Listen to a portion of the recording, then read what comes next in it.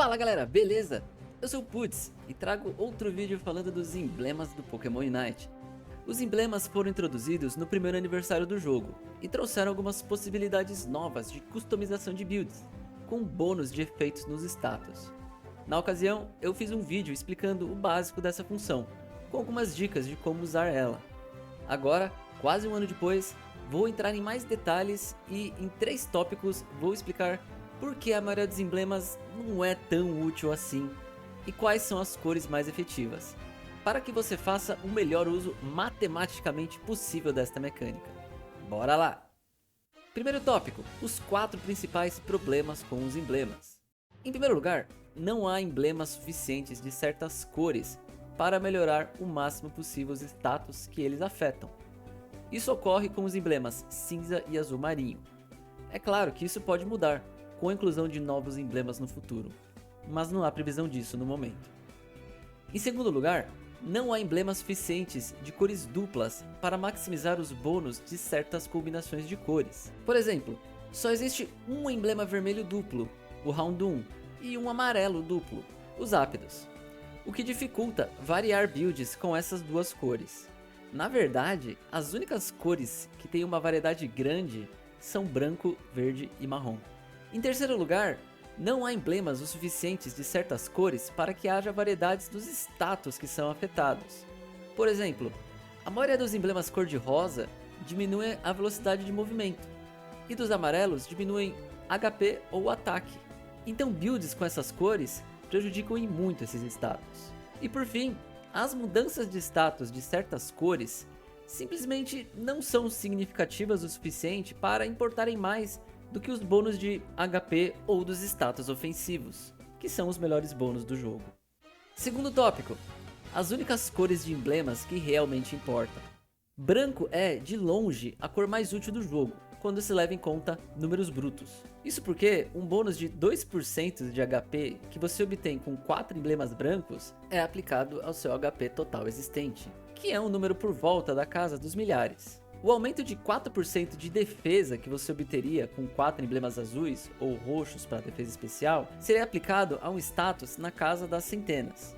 Por exemplo, se pegarmos o defensor favorito do momento, o Umbreon, ele tem 9.550 de HP no nível 15, enquanto a sua defesa é de 500 no mesmo nível. Além disso, vale mais a pena investir em melhorar os pontos de saúde do que uma defesa específica, já que o seu HP é afetado independentemente do tipo de ataque que você recebe. Marrom e verde são bons pelos mesmos motivos. Existe uma variedade enorme de combinações com essas duas cores, então você consegue pegar o máximo de bônus possível no seu dano físico ou especial e em mais outro status. Por exemplo, 6 emblemas marrons ou verdes com 6 brancos, ou 7 pretos. Sobre os emblemas preto, apesar de não terem uma variedade muito grande, os que existem são o suficiente para builds muito efetivas com redução de cooldown, sendo possível combinar tanto com 6 marrons quanto com 6 verdes. Infelizmente, ainda não é possível com 6 brancos, que seria outra excelente combinação. Por fim, vermelho. Devido à forma como o status velocidade de ataque funciona, a maioria dos Pokémon não se beneficiam de 7 emblemas vermelhos depois do nível 3, mas alguns específicos fazem bom uso dessa combinação, que são o Ninetales de Aurora Veil, o Eldegoss e o Hoopa. Terceiro tópico, por que as outras cores não importam tanto?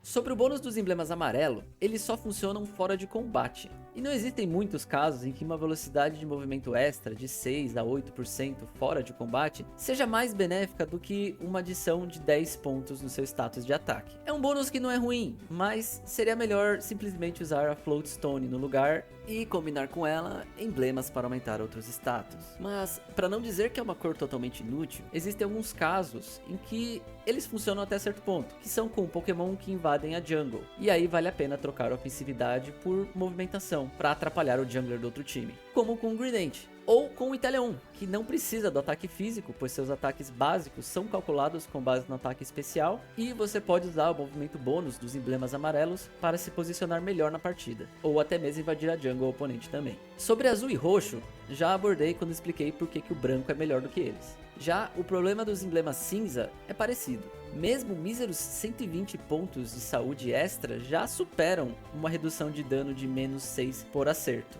Os emblemas cinza são, aliás, bem mal feitos. Quanto aos cor-de-rosa, a ruindade deles não se dá só pelas reduções de status dos emblemas, mas também porque os percentuais de redução de stun ganhos são baixos. Como a maioria dos stuns do jogo é de 1 a 2 segundos, reduzir 4% disso seria reduzir em coisa de milésimos de segundo. E aí caímos novamente no argumento de que compensa mais aumentar outro status do que obter um efeito tão fraco.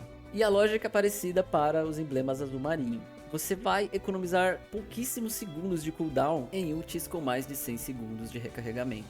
Por fim, um efeito de emblema que não tem cor, mas vale a pena comentar, é o de aumento de percentual de chance de dano crítico. Esse efeito foi nerfado pouco depois que os emblemas foram lançados, e hoje em dia são em valores muito baixos, que não compensam mais do que equipar a Scope Lens ou Razor Claw. Vale muito mais focar em emblemas marrons mesmo. E por hoje é só. Espero que eu tenha esclarecido algumas dúvidas e te convencido de por que alguns emblemas são bons e outros ruins. Se tiverem mais alguma dúvida, podem deixar nos comentários. E caso a situação com relação aos emblemas mude, eu faço outro vídeo a respeito. Valeu e até a próxima!